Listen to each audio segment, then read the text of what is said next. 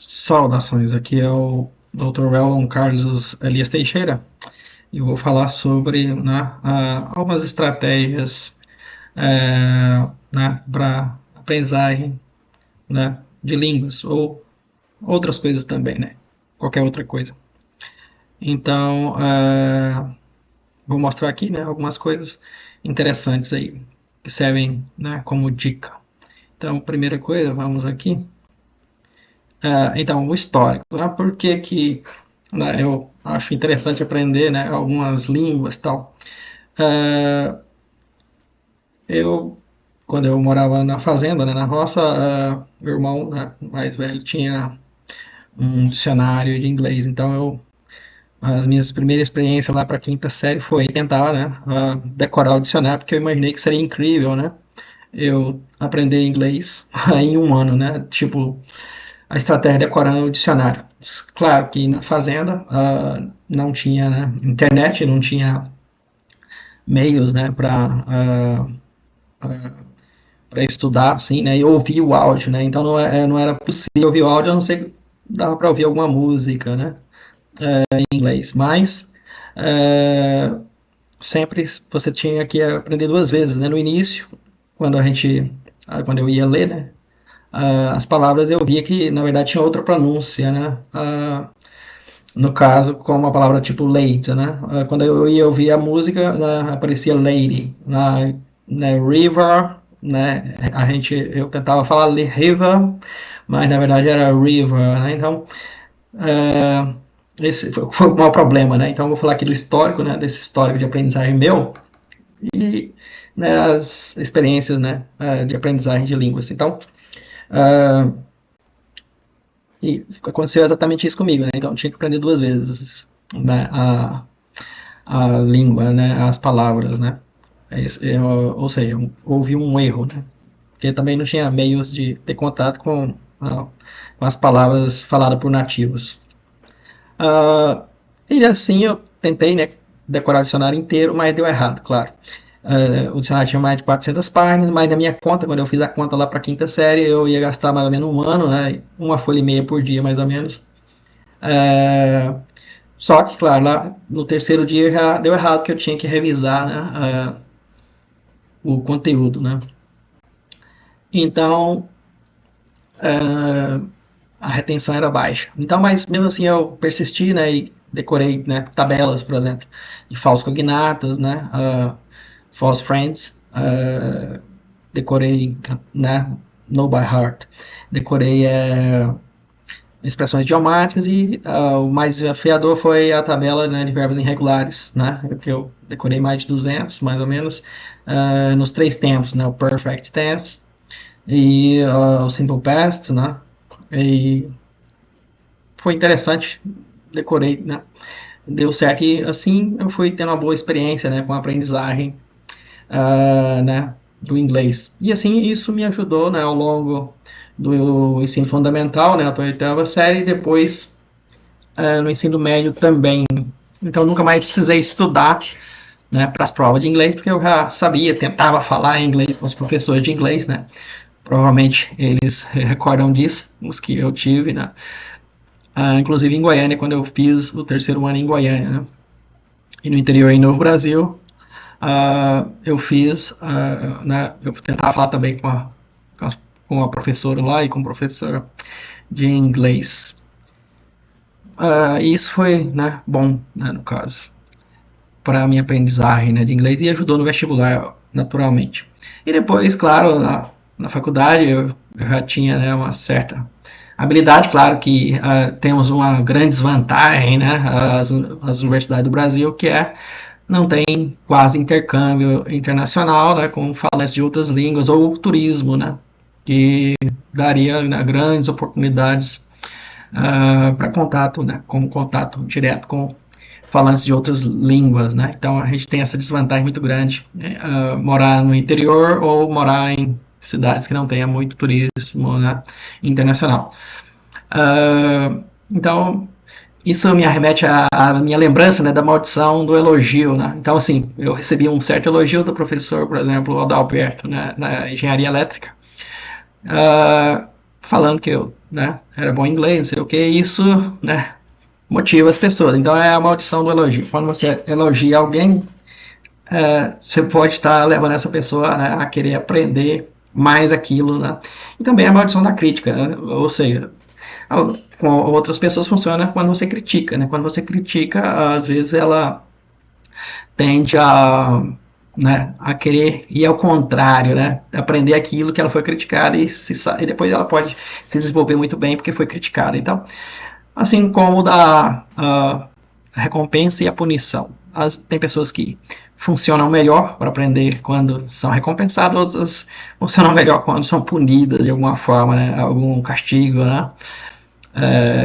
Ou restrição, castigo assim, psicológico, ou de restrição de atividade de entretenimento, por exemplo. Então, depois, claro, eu tive, né, uma boa experiência também, né? Quando eu começou a Copa do Mundo da Alemanha, lá, na época tinha apareceu um site, né, de alemão, da Deutsche Welle, que tinha, né, um curso completo com áudio, né, de alemão. Então, naquela época eu comecei a ouvir bastante alemão, né?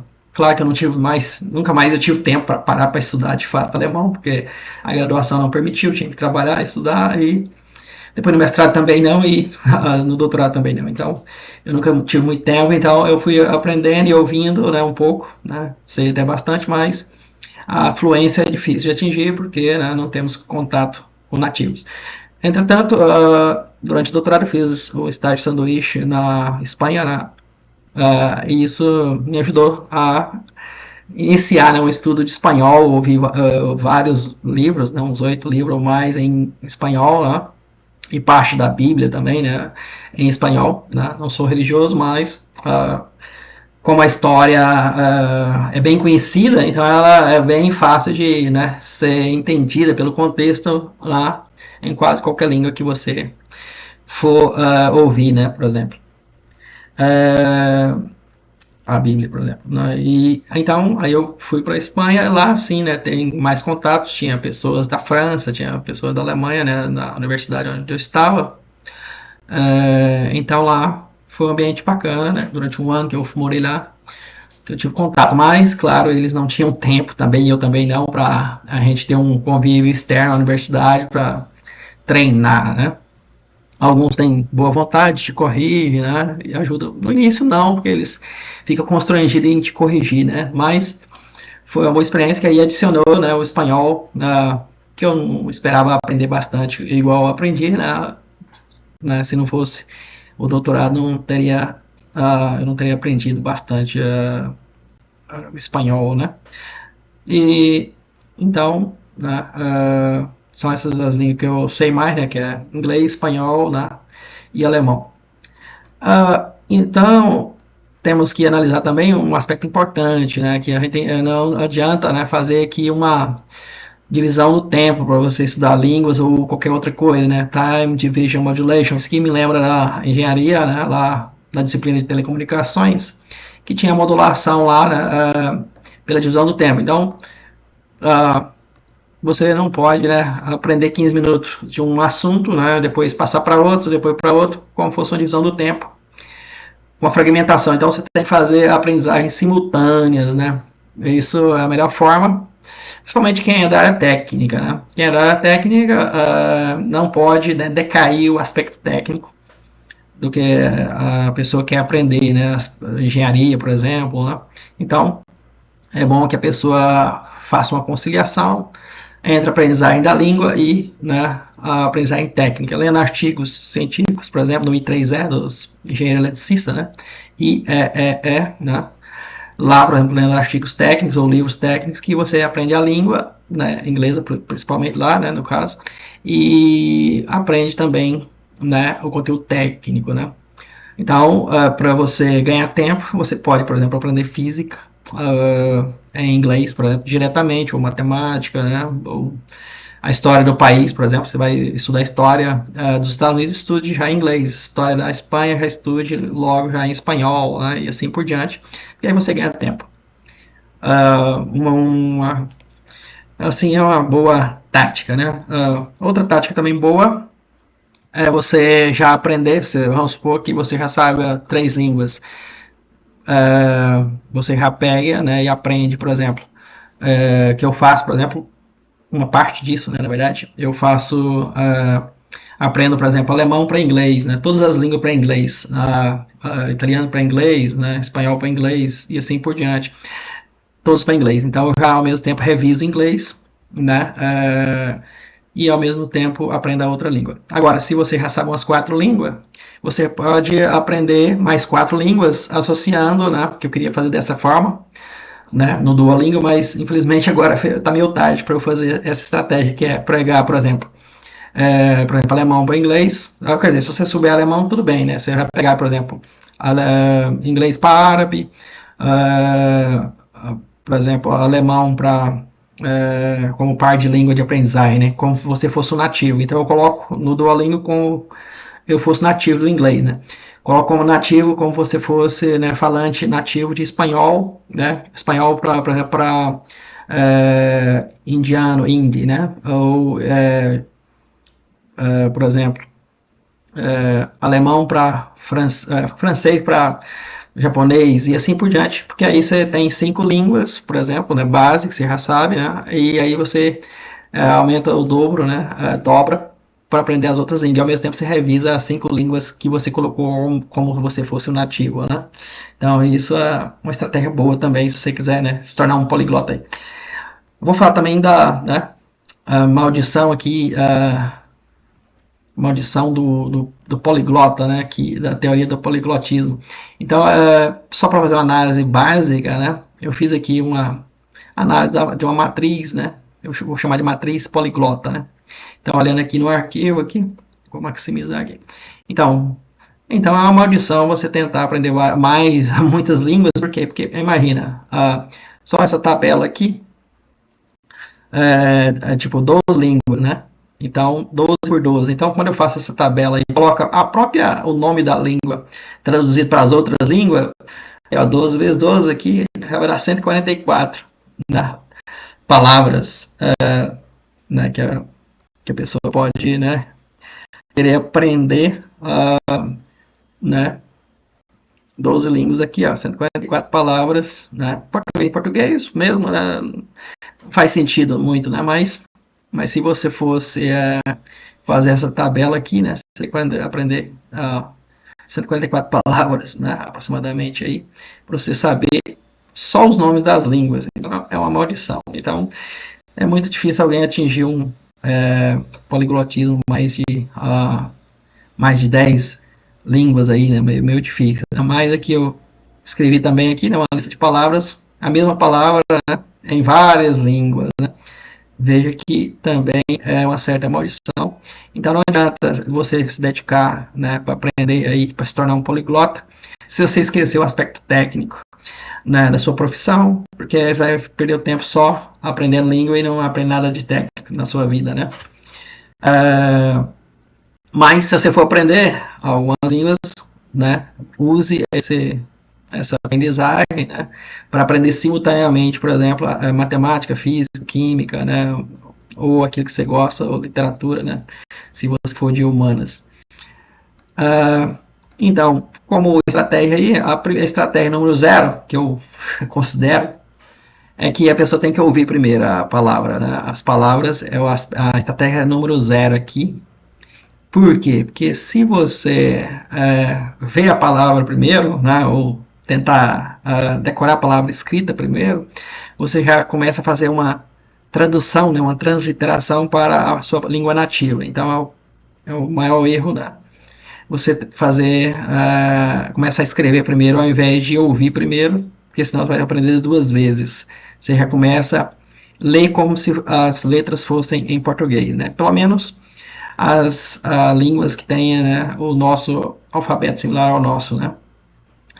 Segunda estratégia, por exemplo, é escrever, né. Então, é importante você escrever, né, principalmente manuscrito. Então, é bom você escrever na mão mesmo, né.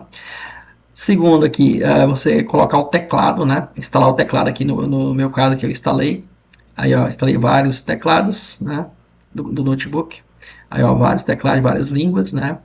Então tem um teclado aqui do alemão, coreano, hebraico, né? Árabe, né? Russo, japonês, chinês, hindi e grego. São vários teclados aqui que você instala no Windows aí, né? É uma estratégia também. Outra coisa, tem um site aqui chamado 10 Fast Fingers, né? Que é você, né, você treinar a digitação, você treinar sem olhar, né, digitar sem olhar. Agora, você pode fazer esse treinamento nas outras línguas. Então, no início é muito difícil, você não sabe onde estão as teclas, nem em português, né, mas se você não aprendeu a fazer digitação rápida, né, mas você pode, né, fazer também a digitação aí nas outras línguas, em árabe, né, em japonês, e assim por diante, de forma que você, né, começa a saber onde está as teclas e também lembrar o som das palavras e começar a ler e escrever, né, com velocidade no próprio computador, né. Então, essa é uma boa estratégia, instalar um teclado, né, aqui do Windows para você digitar direto no teclado. E para ajudar isso, vem aqui no teclado virtual, né, virtual. Quando você não vai saber naturalmente onde está cada tecla, né? Então você vem aqui e no teclado virtual você vê enquanto digita, né, onde estão as teclas, né? Depois que você decorar, tudo bem, né? Mas isso vai ser a longo prazo. Então, quando você troca aqui a língua do teclado, por exemplo, aqui eu vou trocar a língua, por exemplo, coreano, por exemplo. Aí aqui, ó, muda, né? O teclado, aqui muda, né, as teclas para o coreano. Então é muito bom para você já treinar, né, a escrita, né, da língua no caso. Quando você aperta, os alfabetos têm muitas letras, mais de 30, por exemplo. Aí quando você aperta o Shift, ele muda, né, para outras letras, como se fossem dois teclados, né? Então isso aí você vai descobrir facilmente depois, né? E vai usar também, né? O Google também, o Google Translator, né, ele também, assim, depois de cada língua que eu vou falar de várias línguas, né, depois, vou falar de umas várias línguas que eu estou fazendo aí, né, brincando aqui no Duolingo, então aí eu vou falar de cada uma, como o uso, né, vou mostrar eu usando, né, o teclado, ou usando o Google, né, como instrumento, né, para a aprendizagem. Outra coisa é você falar, né? Sempre você tentar falar, não ficar com vergonha, falar mesmo falando errado, né? Enquanto vai estudando, né? Segundo, né, como eu falei, ver vídeos, né? Vídeos, para quem é da área técnica, sempre conciliar, né, a aprendizagem das línguas com aspectos técnicos, né? Senão, sua profissão, você vai ser ruim na sua profissão e vai perder muito tempo, né? Só aprendendo língua. Traduzir livros também é bom, né? Parar e ir traduzindo, né? Não colocar. Se você traduzir usando só o tradutor, não vai adiantar, né? Você tem que traduzir palavra por palavra, depois fazer as inversões das palavras, né? Na sequência, se dependendo da língua muda a ordem das palavras, né? E fazer um trabalho assim, né? Exaustivo, né? E não um tradutor automático que não vai adiantar, que você não vai ter boa retentividade, né? Ouvir livros também é interessante, para quem é da área técnica, sempre ouvir livro técnico, né? Científico é melhor. Ouvir documentários também, né? Para quem gosta de documentários. Música também é bom. Eu não gosto, né, de dar dinheiro para artista profissional, né? Então, mas tem gente que gosta. Mas é bom, né, ouvir algumas músicas, né, em cada uma das línguas que você estiver aprendendo, né? Coloca ali as melhores em cada língua, né, umas 2 ou 3 no início, e pode ir aumentando a playlist, né? Porque quando você está cansado, não quer estudar, você vai ouvir as músicas nas respectivas línguas, então você vai ficar o dia inteiro em contato com essas línguas que você quer aprender, né? Você não pode, né, fazer uma ruptura da aprendizagem só 15 minutos ali e depois falar português o dia inteiro ou ouvir português o dia inteiro, música só em português. Não, vai ouvir, né, várias línguas diferentes, tem músicas bonitas, né, em todas as línguas praticamente, então é fácil de achar músicas incríveis mesmo, né, que a gente nem imagina que existam.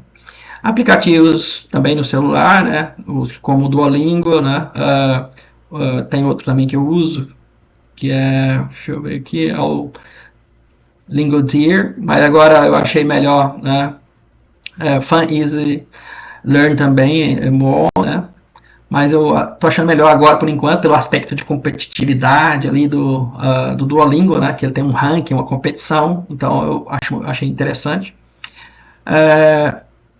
No caso, agora outra aliada muito importante, né? É o ChatGPT e o Gemini, ou Gemini, ChatGPT, ou Gemini, né? No caso, que eu achei muito bom porque,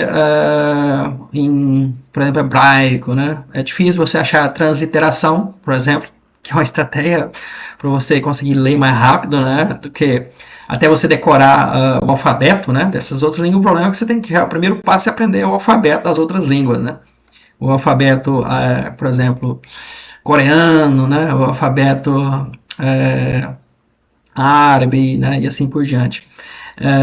Que são diferentes, então até lá, né, por exemplo, é muito bom usar que o Google não traz a transliteração ainda, né, do hebraico, por exemplo, então você usa aí, né, o ChatGPT, que eu comecei primeiro com Gemini, né, que era o Bard, né, da Google, e depois eu vi também que o ChatGPT também pode fazer essa transliteração do hebraico, né? E outra que é um plugin que você coloca instala no seu navegador, no Chrome, né? Que é o PocketTube. PocketTube. O PocketTube é muito bom porque ele gera para você uma playlist automática. Aqui, deixa eu mostrar aqui, né? Primeiro que eu vou mostrar o 10 Fast Fingers, que é esse aqui. Aqui ele tem ele gera aqui, né, um texto, né? E você começa a digitar aqui rapidamente, né? Que você mesmo que você não sabe o significado das palavras, né? Você pode, né, digitar para ter familiaridade com essas palavras. Depois fica mais fácil para você aprender e vai treinar, né, o teclado também para outras línguas, né, que te motiva a aprender outras línguas, né, principalmente as línguas que têm alfabeto diferente. Então você muda a língua aqui, né, não a de apresentação, mas a de digitação para você digitar em outras línguas, né, que não tem o mesmo keyboard, né, o mesmo teclado de português. Aqui agora falando PocketTube, então PocketTube, aqui você vem aqui, né, depois que você instala, né, o PocketTube, ele gera para você uma playlist dentro, e aqui também gera um deck, aqui, né, que ele chama deck, aqui um conjunto, na verdade, de canais que você é inscrito. Aqui eu criei vários conjuntos que você configura, né, aqui nas interfaces. Aí eu criei vários tipos de canais aqui. Aí ele gera um playlist em ordem crescente de vídeos, né, de tamanho dos vídeos, por exemplo. Então, por exemplo, duas categorias aqui que eu criei para aprender línguas foi línguas notícias, né, e línguas learn. Vou aqui no línguas learn primeiro, né. Aí tem um conjunto de sites, né, de canais que eu me inscrevi para aprender, né. Aí ele gera, né, em ordem crescente, né, de 0 a 15 minutos, depois de 15 a 60 e depois maior que 60. Eu gosto de vídeos de 0 a 15 porque há uma transição mais rápida entre várias línguas, né, e às vezes é até mesmo a notícia, né, de um vídeo para o outro, só que em línguas diferentes, né, quando as agências de línguas são semelhantes, quando é notícia, né, por exemplo, ou canais de aprendizagem mesmo, né, de línguas. Então você clica aqui, aí ele mostra aqui, né, ele mostra aqui uma lista de canais, né, que eu me inscrevi, né, a lista de canais só de línguas, por exemplo. Aí eu clico aqui em reproduzir todos, né, aí tem a classificação aqui, vai até 500 vídeos, por exemplo. É bom para quem paga o YouTube, né, porque aí não aparece propaganda entre um vídeo e outro, né, e aqui você escolhe a faixa, né, de duração dos vídeos, entre 0 e 15, 15 e 60, e quando é personalizada é a versão paga, né, no caso aqui como é a versão gratuita, então, né, eu não pago. Tem um outro site, outros sites também bons, né, para aqui de poliglotas, né, que tem uns videozinhos, umas playlists que repetem, né, que é isso aqui do German Pod 101, né, 101.com, e né, tem um playlist aqui, né, de vocabulários, que é bom para repetição, né? Claro que tudo se torna cansativo, né? À medida que você vai estudando, né? Aí você muda de estratégia, esquece daquilo também, né? Quando você não tem tempo. E aqui eu também anoto, né, as curiosidades de algumas palavras que eu já vi, né, em algumas línguas aqui, né? Agora, a segunda estratégia que eu vou mostrar, né, aqui, que é dividir a janela aqui do Windows para fazer as aulas do Duolingo. Então aqui está meu canal do Duolingo, né, aqui, que é como se fosse uma rede social, que você vê quem está fazendo, né, você tem amigos que adiciona, que você pode seguir e ver o quanto ele está fazendo, né, de pontuação. Então aqui eu já estou na penúltimo nível, né, que é o Obsidian, que é o penúltimo nível aqui, que eu acho que tem mais um, se eu não me engano. Aqui você pode ver as línguas né, que eu me cadastrei do inglês para elas. Tem uns aí que eu cadastrei para o português também, mas eu estou fazendo todas para inglês, né? Aqui, no caso. Então eu divido a tela. Então eu aqui começar, né, pelo latim. Eu vou só mostrar aqui a configuração. No Windows, né, Windows 10, 11, né? Você clica, passa o mouse aqui, ele divide a janela aqui, né? Aqui a janela aqui. Aí você clica aqui, ele vem para o canto, por exemplo, para o lado direito, né? O lado esquerdo aqui divide a janela, né? Aí eu escolho aqui esse arquivo que eu vou digitando, né? Todas as línguas no mesmo arquivo, né? Então aqui eu tenho a matriz poliglota aqui. Aí eu tenho aqui, por exemplo, o índice remissivo, né? Em capítulos, né? No Word, para eu saber ou ir para a língua que eu estiver, né, fazendo o exercício no Duolingo. Então a primeira língua aqui, ó, eu cadastrei até agora 15 línguas, né? Então a primeira língua aqui é o latim, né? Todo mundo tem um sonho, né, de erudição, aprender latim e grego, né? Mas e tá bom, porque você aprende algumas palavras ou revisa algumas palavras que você aprendeu, né? Em português mesmo, né? E com todas as suas, sabendo a sua origem, né? A etimologia, né? A origem grega, latina. Então, vou clicar aqui, ó, e aqui eu anotei aqui, eu vou anotando as frases, né? E à medida que eu vou fazendo o curso no Duolingo e o vocabulário, né? Aqui eu comecei a anotar de forma, né, aleatória. Caso você não queira escrever no teclado e queira treinar a escrita na mão, é bom também, é melhor inclusive, né? Ao invés de você anotar aqui no arquivo, você anota na mão. Eu escrevo mais à mão, né? Quando são línguas mais difíceis, né? Tipo árabe, né? E japonês, chinês, né? Aí, só que aí eu mudei aqui a estratégia e criei uma tabela, né? Achei melhor a tabela, então tem uma tabela só para o vocabulário. Aí, aqui embaixo da tabela, a minha estratégia é escrever aqui uma abreviação para a língua que eu estou fazendo. A tabela tipo latim 1, que aí eu faço a busca, né? Aqui do lado. Aí eu escrevo latim 1, por exemplo, ou L1. Aí ele pula para cá para eu adicionar a nova letra, né? A nova palavra, o significado, né? Depende da palavra e às vezes a pronúncia também. Aí a outra tabela de baixo, aqui,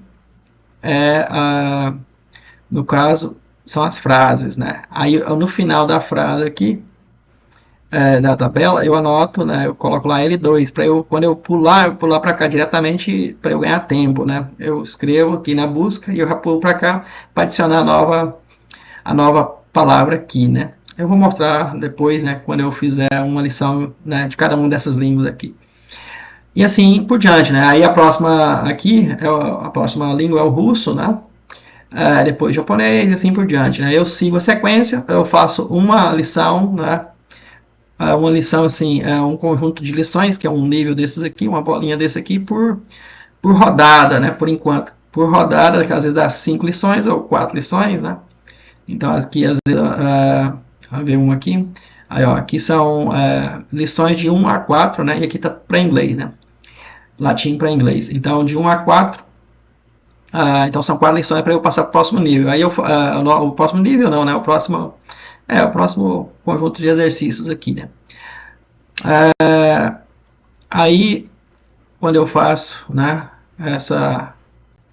um conjunto desse, uma bolinha dessa, aí eu vou para outra língua, né, e faço uma e sigo a sequência aqui. A mesma do arquivo é a mesma que aparece aqui, né, no histórico dos cursos, né, eu mudo o curso aqui, né, no caso.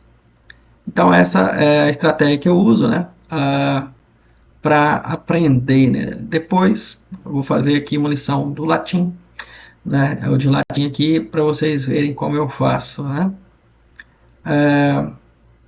Aí cada língua eu vou dar uma dica, né, aí como eu faço, né, para aprender. Eu não tenho a pretensão, né, de aprender todas essas línguas, mas é só para prova de conceito, né, e se alguém quer aprender, né, e achar interessante alguma dessas dicas, né, serve como exemplo aí, né, para aprender.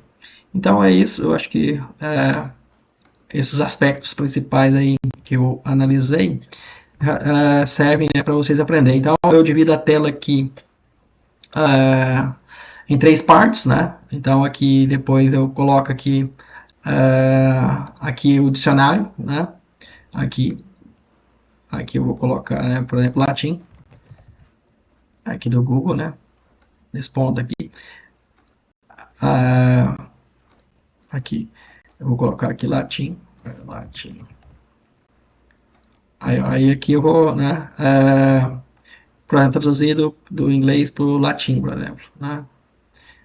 Aí, né, eu vou traduzir aqui e vou usando, né, ao mesmo tempo essas três interfaces aqui para, né, eu fazer a lição. Por quê? Porque às vezes o Duolingo, né,